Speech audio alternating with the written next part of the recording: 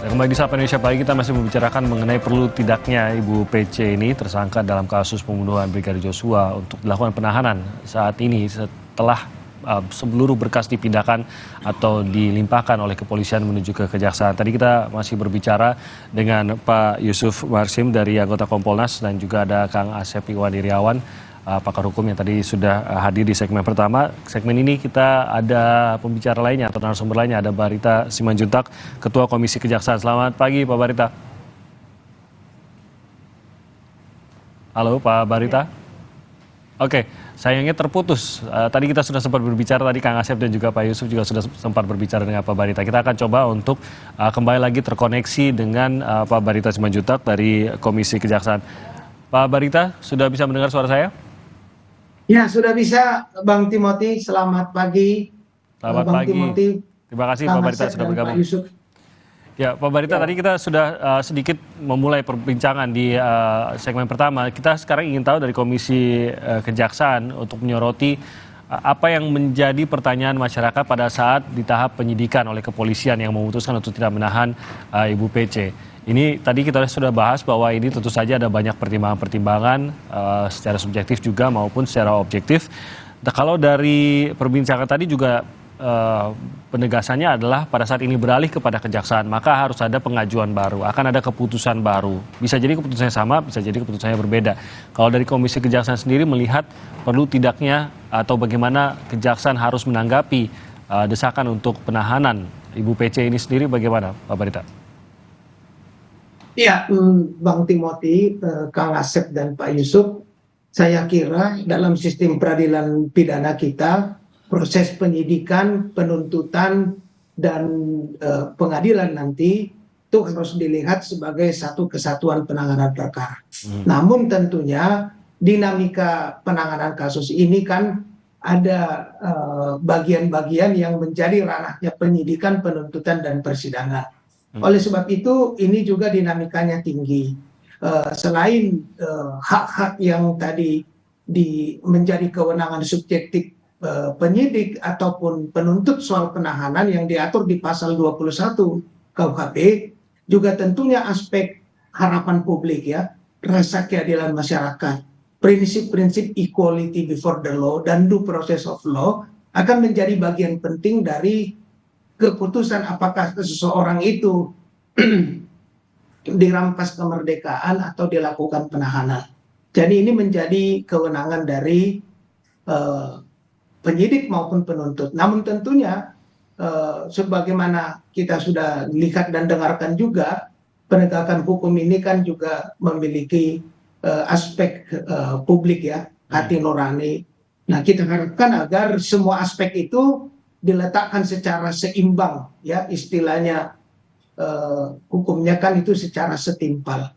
Sehingga apakah seseorang itu harus ditahan atau tidak, itu adalah keputusan untuk menyeimbangkan antara keadilan dan antara ketentuan yang diatur di perundang-undangan.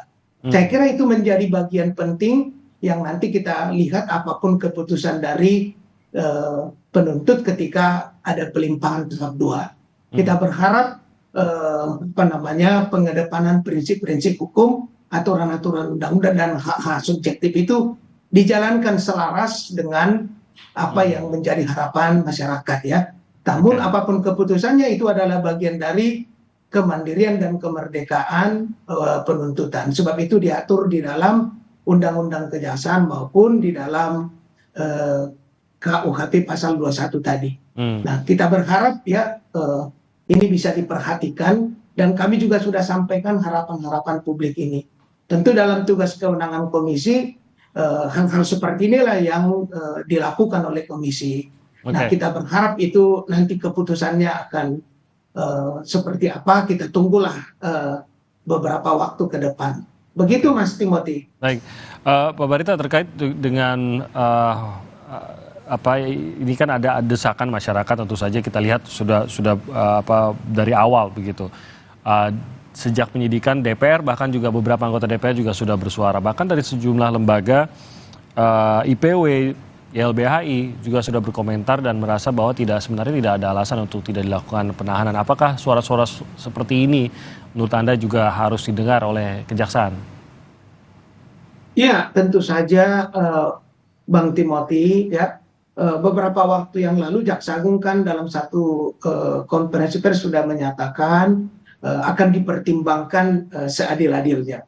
Dan saya kira Jaksa Agung kan dalam beberapa kesempatan selalu melihat sisi-sisi masyarakat ini. Namun seperti tadi, karena ini berkaitan dengan pelaksanaan kewenangan yang diatur di undang-undang, adalah bagian dari kemerdekaan penuntutan itu. Namun kami berkeyakinan itu diperhatikan. Makanya saya tadi sampaikan, Bang Timothy, prinsip-prinsip penegakan hukum itu kan equality before the law dan due process of law. Sehingga pertanyaan-pertanyaan publik, ya, misalnya dalam soal itu juga harus bisa diberikan respon secara profesional juga, ya. Standar ukurannya tentu akan menjadi pertanyaan. Karena dalam banyak hal, dalam kasus-kasus seperti ini, maka penanganannya di tingkat penyidikan penuntutan seperti ini. Kalau misalnya tidak seperti ini, lalu apa jawaban terhadap respon publik itu? Sebab sekarang kan penegakan hukum kita tidak hanya dilihat sekadar menjalankan tugas kewenangan, tetapi responsibility-nya, ya, akuntabilitasnya, profesionalnya, ukuran itu semua tentu pada prinsip hukum itu. Kang Asep, Pak Yusuf tahu betul itu, ya, bagaimana menjelaskan due process of law dan equality before the law dalam setiap penanganan tugas negara di bidang penyidikan maupun penuntutan itu bisa diberikan. Jadi itu Bang Timothy, ini yang harus dijaga betul keseimbangannya. Ketika hukum ditegakkan itu tidak akan menimbulkan adanya rasa ketidakadilan di masyarakat. Ini yang hal-hal yang menjadi perhatian, ya, untuk dilihat dalam penegakan hukum, khususnya dalam proses selanjutnya. Tetapi tadi saya katakan ini adalah bagian dari kewenangan penuntut untuk melaksanakan atau seperti apa kebijakannya. Kita memberikan harapan-harapan itu sesuai dengan apa yang disampaikan oleh publik. Tugas komisi kan menerima dan melindaklanjuti, memantau apa yang dirasakan oleh publik. Dan kami yakin bahwa ini akan sangat dipertimbangkan oleh Kejaksaan untuk menentukan langkah selanjutnya. Kita harapkan yang terbaik, ya, karena ini adalah pelaksanaan tugas kewenangan, maka apapun keputusannya itu adalah keputusan hukum yang harus juga kita hargai. Namun kita tadi seperti saya katakan, Bang Timothy, berharap ini akan bisa akuntabel, profesional, dengan mengedepankan prinsip-prinsip yang bisa diterima oleh masyarakat sebagai bagian dari penegakan hukum yang adil dan benar. Ini yang kita harapkan, dan tentu dari Komisi Kejaksaan juga akan memantau Kejaksaan dalam hal ini. Saya kembali ke Kang Asep. Kalau kita lihat beberapa catatan IPW mengenai alasan untuk mengapa penahanan itu harus dilakukan, tentu satu alasannya adalah objektif, bahwa kasusnya ini kasus berat, hukumannya, ancamannya lebih dari 5 tahun. Juga mengenai bagaimana agar tidak diskriminatif terhadap kasus-kasus lainnya. Dan ada satu alasan lagi, karena ini kasus yang dilihat oleh masyarakat, semua detailnya itu diikuti oleh masyarakat, sehingga IPW juga mengatakan bahwa ada sikap yang tidak kooperatif yang ditunjukkan oleh Ibu PC, salah satunya dengan keterangan yang berubah-ubah. Ini pun seharusnya bisa menjadi sebuah alasan untuk dilakukan penahanan agar bisa dilakukan penyidikan lebih rapi dan lebih pasti begitu. Apakah ini juga bisa menjadi alasan, karena masyarakat juga melihat memang benar ada keterangan yang berubah, tidakkah ini menjadi dasar untuk penahanan, sehingga apapun keputusan yang diambil oleh kepolisian ini pasti akan bisa terlihat janggal di masyarakat, begitu Kang Asep? Ya, jadi sekarang alasannya tetap, ya, pasal 21, subjektif dan objektif. Kalau sekali lagi, kalau objektif jelas, karena 5 tahun itu memenuhi syarat, ya, sekali lagi, karena ancamannya sampai mati, seumur hidup, dan 20 tahun. Itu jelas kalau normatifnya. Tadi katakan oleh Prof. Barita bahwa ya harapan mudah-mudahan sesuai dengan kenyataan. Tapi tadi undang-undang beri kewenangan alasan subjektif. Nah, kalau misalkan penegak hukumnya tetap beralasan bahwa ini alasan subjektif, ya, buat si tersangka siapapun tersangkanya sekali tidak akan melarikan diri, tidak menghilangkan barang bukti, tidak lagi mengulangi, ya sudah. Itu kan parameternya masing-masing ada di penegak hukum yang diberi kewenangan tadi gitu kan. Nah, sekarang kita siapapun boleh menambah alasan apapun ya, dan harapan publik pasti kan ya tahanlah, masa nggak ditahan gitu. Tapi ketika tadi penyidiknya, nanti penuntutnya, nanti hakimnya kekeh gitu bahwa saya punya kewenangan subjektif, ini alasannya gitu kan. Ya kita tidak bisa memaksa,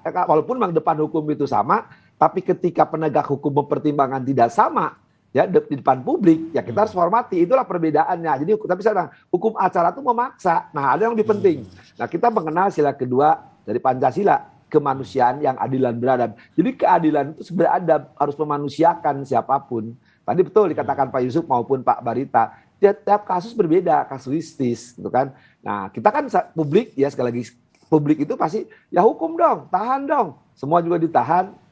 Nah, tapi ketika siapa yang berhak menahan dan berhak ya menghukum, ya masing-masing diberi kewenangan untuk itu, gitu. Nah, kita tidak bisa memasuki wilayah area itu, ya. Nah, karena apa? Kalau semua penegak hukum mengikuti pendapat publik, opini terbentuk publik, ya sekali lagi, kalau setiap penegak hukum mengikuti pendapat publik, mengikuti arus publik, ini yang dikhawatirkan. Ajas imparsial dan independensi akan rusak gitu. Maka saya bilang ya biarkan. Toh nanti publik yang akan menilai gitu kan. Kalau saya katakan penyidik, penuntut, hakim bisa berbeda, bisa sama. Nah, ketika perbedaan persamaan itu, nah itulah hukumnya yang mengatur karena mereka diberi kewenangan, pasti berbeda dan pasti juga bisa sama. Nah, ketika perbedaan persamaan itulah keadilan keadaban itu ya manusiakan masing-masing orang pasti menilai akan berbeda, apalagi penegak hukum gitu kan. Ya syukur-syukur misalkan idealnya ini memenuhi syarat subjektif, objektif dari mulai penyidikan ditahan, penuntutan ditahan, pengadilan ditahan. Tapi ketika itu kewenangan diserahkan kepada mereka, konstitusi memberi kewenangan, ya kita hormati ya. Nah, Kang Asep, saya tidak paham mengenai proses hukum ya ke depannya begitu ya. Tapi apakah kasus dan perlakuan kepada Bu Pece ini bisa menjadi dasar presiden untuk kasus serupa yang mungkin dihadapi oleh ibu dengan balita ke depannya dalam kasus-kasus lain tentu saja, tapi dijadikan presiden gitu. Apakah bisa, Kang Asep? Bisa. Saya kira juga kalau kita data ya masing-masing tadi kalau yang sekarang terungkap di fakta kan sekali lagi yang opini terbentuk kan bahwa ada ibu-ibu, ada wanita yang punya anak, menyusui, dan sebagainya, sebagai punya balita, ditahan. Ya. Nah, sebaliknya juga mungkin, nah, saya tidak maksud menggurui atau mengajari. Saya pikir kan penasihat hukum sudah jelas sekarang, tambahan penasihat hukumnya ya, kawan-kawan. Nah, sekarang mungkin saling dukung fakta, bahwa dia juga punya data di mana sama dengan PC tidak ditahan, gitu. Dia kan biar berimbang, gitu kan. Tadi yang kata Pak Yusuf, tiap kasus berbeda. Nah, ketika ditunjukkan data, kenapa gitu ini ditahan, ini kenapa tidak? Nah, tapi kan kalau subjektif kita nggak tahu kan, yang tahu kan penegak hukum itu sendiri. Tapi kalau sekarang bermain data, nah yang udah nampak kan di publik yang ditahan gitu kan dengan segala perbedaan, dengan segala kasuistis tertentu, dengan spesifik tertentu lah gitu ya, ada hal-hal tertentu yang membedakan. Nah, saya pikir sekarang kita kan selalu meminta penasihat hukumnya tadi yang menggunakan pasal 31 menjamin. Nah, kenapa tidak juga ke publik gitu kan, biar berimbang, publik juga mendapat pembelajaran. Ini loh kenapa kami minta penjaminan, karena kami juga punya data. Ada misalkan yang tanda petik ya identik, tidak sama ya, kalau sama tidak mungkin. Identik dengan kasusnya PC tapi dia juga tidak ditahan. Nah, mungkin itu akan berimbang sehingga publik juga ada edukasi ya. Jadi kita belajar untuk asas hukumnya kan audi et alteram partem. Para pihak diberi kesempatan yang sama untuk mendengar dari kedua belah pihak. Nah, sekarang kan publik udah namanya publik kan mau cerita sampai manapun itu hak publik kan, dan itu ajas transparansi. Nah, sebaliknya, nah sekarang kan PC udah diperkuat nih penasihat hukumnya yang baru-baru ini kan, jelaskan. Saya pikir kalau lebih bagus muncul di permukaan di publik, jelaskan gitu kan bahwa kenapa klaim kami penangguhannya dikabulkan oleh penyidik atau nanti ditolak oleh penuntut atau dikabulkan oleh penuntut sampai nanti di pengadilan. Saya kira bisa dijelaskan apa. Publik kan juga makin mendengar. Tapi sekali lagi, intinya ditunda tidaknya penahanan itu kewenangan penegak hukum, baik penyidik maupun penuntut maupun hakim. Itu kuncinya. Soal mereka nggak nahan atau nggak nahan, saya kira memang di subjektif agak susah menjelaskannya karena mungkin yang tahu dirinya mereka masing-masing. Ya. Nah, terkait dengan ditahan atau tidak ditahan, Pak Yusuf, sebenarnya sebebas apa seorang yang tidak ditahan, begitu? Tidak, ini kan juga lantas tidak berarti bahwa juga bebas untuk melakukan apapun gitu Pak Yusuf. Tapi pemahaman di masyarakat mungkin berbeda-beda juga mengenai hal ini Pak Yusuf. Ya, Penahanan itu kan merupakan bagian dari rangkaian penyidikan. Nah, Kompolnas di dalam mengawasi kinerja penyidikan tindak pidana tentu harus memahami bagaimana hukum mengatur penahanan. KUHAP itu sangat rigid mengatur penahanan.